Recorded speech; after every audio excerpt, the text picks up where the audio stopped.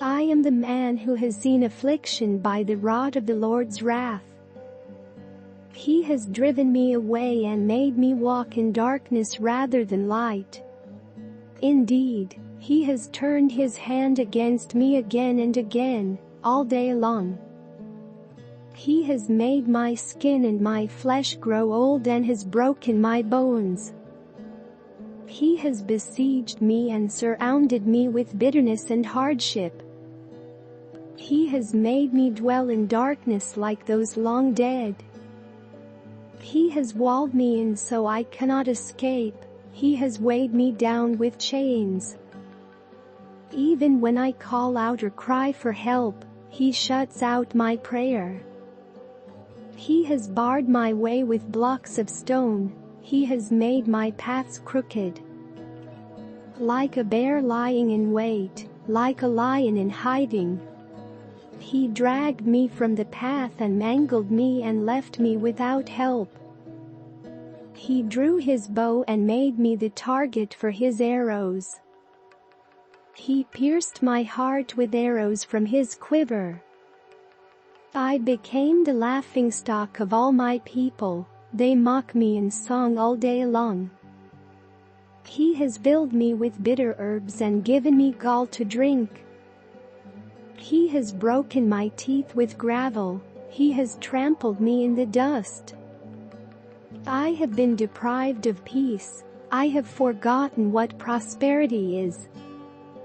So I say, my splendor is gone and all that I had hoped from the Lord. I remember my affliction and my wandering, the bitterness and the gall. I well remember them, and my soul is downcast within me. Yet this I call to mind and therefore I have hope. Because of the Lord's great love we are not consumed, for his compassions never fail. They are new every morning, great is your faithfulness. I say to myself, the Lord is my portion, therefore I will wait for him. The Lord is good to those whose hope is in him, to the one who seeks him. It is good to wait quietly for the salvation of the Lord. It is good for a man to bear the yoke while he is young. Let him sit alone in silence, for the Lord has laid it on him. Let him bury his face in the dust, there may yet be hope. Let him offer his cheek to one who would strike him, and let him be filled with disgrace. For no one is cast off by the Lord forever. Though he brings grief, he will show compassion, so great is his unfailing love. For he does not willingly bring affliction or grief to anyone.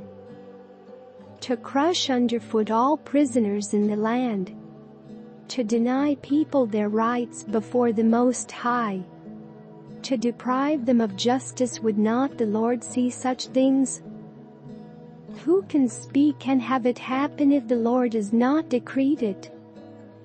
Is it not from the mouth of the Most High that both calamities and good things come?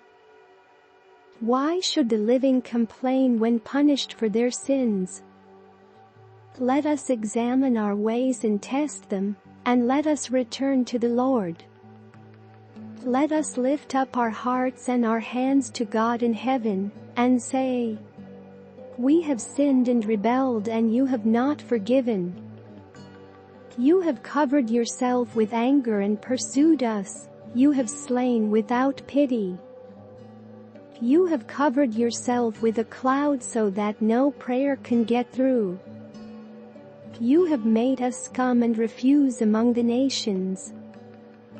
All our enemies have opened their mouths wide against us. We have suffered terror and pitfalls, ruin and destruction. Streams of tears flow from my eyes because my people are destroyed. My eyes will flow unceasingly, without relief, until the Lord looks down from heaven and sees.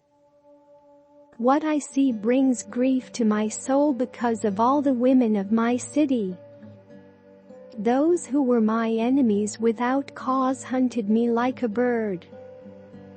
They tried to end my life in a pit and threw stones at me.